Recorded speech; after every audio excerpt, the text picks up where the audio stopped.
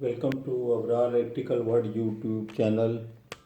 हमारा टॉपिक है आज का फ्लेक्सिबल एसी ट्रांसमिशन सिस्टम्स, फैक डिवाइसेस, उनकी टाइप।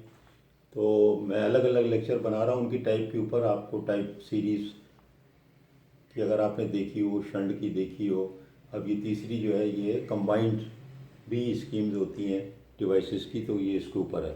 तो मैंने दो ऊपर लिख दिए हैं, सीरीज़ और शंट, ताकि यहाँ पर एक समरी आ गई कि भाई तीन किस्म की मेजर डिवाइसेस हैं ये।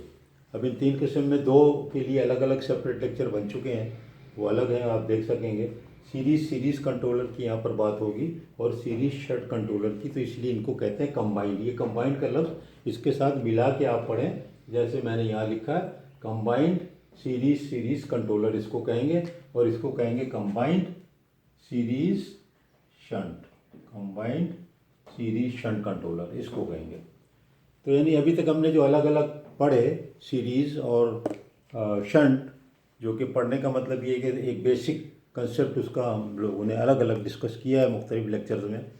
और इसी तरह वाइट बोर्ड के थ्रू, क्योंकि उस पर फिर चीज़ों में अमेंडमेंट करना होता है तो आसान हो जाता है। ये थोड़ा छोटा टॉपिक है कि इसमें देखें सिर्फ दो चीज़ें हैं, सीरीज़ भी हम पढ़ चुके, शंट भी हम पढ़ चुके, तो दोनों को कंबाइंड करके लगाएंगे तो कंबाइंड कह रहे हैं। दो सीरीज़ लगाएंगे तो दो सीरीज़ हो गए, वो कंबाइंड हो गए, और एक सीरीज़ और एक शंट हो गए, ये दो कॉम्बिनेशन आते हैं इसमें, ठीक है। शंट नहीं। अब सीरीज़ कॉम्बिनेशन जो है उसकी डायग्राम मैंने बनाई हुई है, और शंट और सीरीज़ दोनों कंबाइन यहाँ पर बनाई हुई है।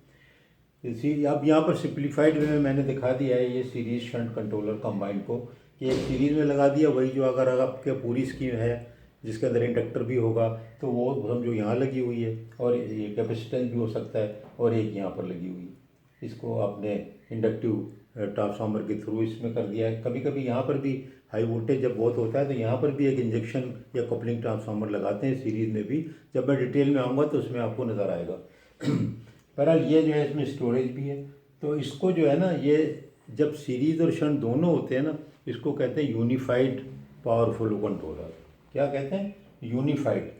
यूनिफाइड का मतलब होगा कि सीरीज़ और शंट का कॉम्बिनेशन, दो डिवाइसेस लगी हुई हैं और वो दोनों जो है एक सीरीज़ में है और एक उसमें पैरेलल में, शंट में। तो वो क्या, यूनिफाइड एक सिस्टम हो गया। कंबाइंड सिस्टम की दूसरी अंग्रेजी हो गई ना यूनिफाइड। अब जो दूसरा सीरीज़ है उसके अंदर ज़रा फ़र्क है, इसलिए मैंने कहा वो बाद में करूँ। उसमें फ़र्क ये है कि वो दो लाइनों के दरमियान में भी पावर एक्सचेंज कर सकते हैं उसके थ्रू, और वो सीरीज़ जो है सीरीज़ में ही लगती है। यहाँ पर आपको नज़र आ रही है सीरीज़ में लगी हुई जो डायग्राम, वही पुरानी वाली, और वही मैंने शार्ट करके बना दी दो लाइनों के दरमियान में। और ये बीच में जो एक लिंक होता है ये डीसी लिंक कहलाता है, डीसी लिंक इसको कहते हैं, डीसी लिंक।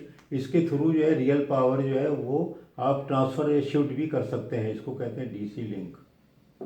इसलिए वाइट बोर्ड करता हूँ, कोई चीज़ रह जाए तो असल में वो उसमें भी रह जाती है पावर पॉइंट में, तो वहाँ तो फिर बड़ा मुश्किल है कि मेरे पास ऐसे टूल नहीं है कि मैं वहाँ पर उसी वक्त ऐड करूँ। तो वाइट बोर्ड पे आसानी है कि अब यहाँ पर याद आया कि नहीं लिखा तो चलो यहाँ पर लिख दिया डीसी लिंक। ये डीसी लिंक क्या करता है, ये इसमें पावर एक्सचेंज कर सकते हैं आप रियल पावर दोनों लाइनों के दरमियान में। ये मैंने यहाँ पर इसके लिए, इसमें चूँकि दो लाइनें इन्वॉल्व हैं तो ज़ाहिर इसका नाम क्या होगा, इंटरलाइन, यानी दो लाइनों के दरमियान दो लाइनें इन्वॉल्व हैं, इंटरलाइन, ठीक है। अब इंटरलाइन के अंदर बाकी चीज़ें वही होगी, पावर फ्लो कंट्रोलर। तो एक यू जो है, यू का मतलब क्या है, कंबाइंड में शंट और सीरीज दोनों कंबाइंड है, एक लाइन पे दोनों लगी हैं। इंटरलाइन से फ़ौरन समझ जाएं कि दो लाइनें इन्वॉल्व हो गई।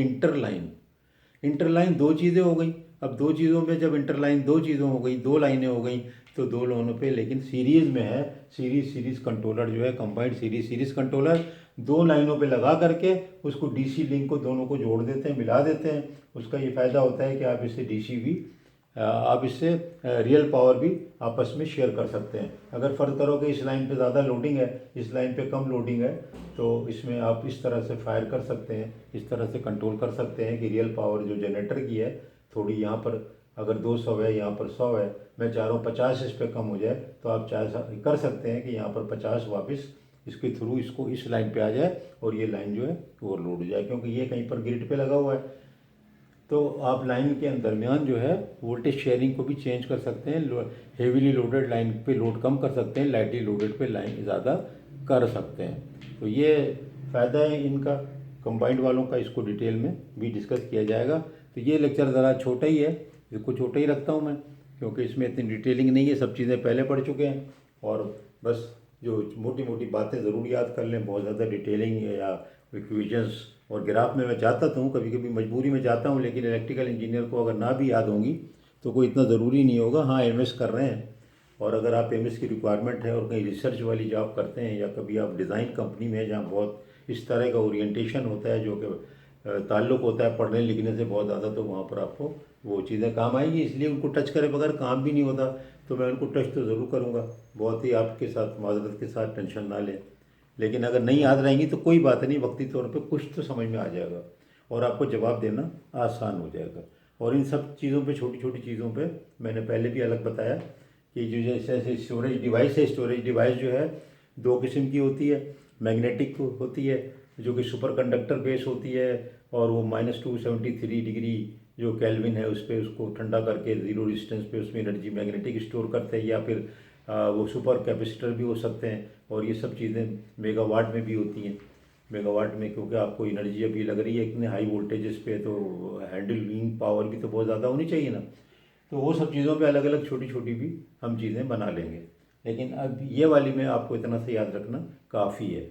और एक बात मैंने और पहले एक और लेक्चर में बताई, याद दहानी कराने के लिए, कि जो है थायरिस्टर स्विच कैपेसिटर है, होते हो सकता है, लेकिन थायरिस्टर कंट्रोल कैपेसिटर टीसीसी नाम की कोई चीज़ आपको नहीं मिलेगी। गलती से आपने लिख दिया हो तो उसको करेक्ट करिएगा, टीसीसी नहीं होगा। वो फायरिंग का कुछ मसला होता है थायरिस्टर का 90 डिग्री एंगल का, कि वो कंट्रोलेबल नहीं होता है। तो इसलिए वो छोटे छोटे पॉइंट पे अलग अलग मैं इंटरव्यू टाइप के भी सवाल जवाब कर दूंगा। जो लोग बाहर जाएंगे उनको बहुत फ़ायदा होगा, मुल्क से बाहर जाने वाले ख़ास तौर पे। तो ये पूरी इसकी समरी भी छोटी सी मैंने लिख दी है। शिफ्टिंग बिटवीन द लाइन लिख दिया। ये आई याद रखें, आई, और यहाँ पर यू। आई का मतलब एक ही चीज़ याद रख लें, आई का मतलब दो लाइनें इंटर लाइन, तो दूसरा का मतलब फिर यूनिफाइड ही हो जाएगा, दो लाइनें नहीं होंगी, एक ही लाइन होगी। बहुत शुक्रिया।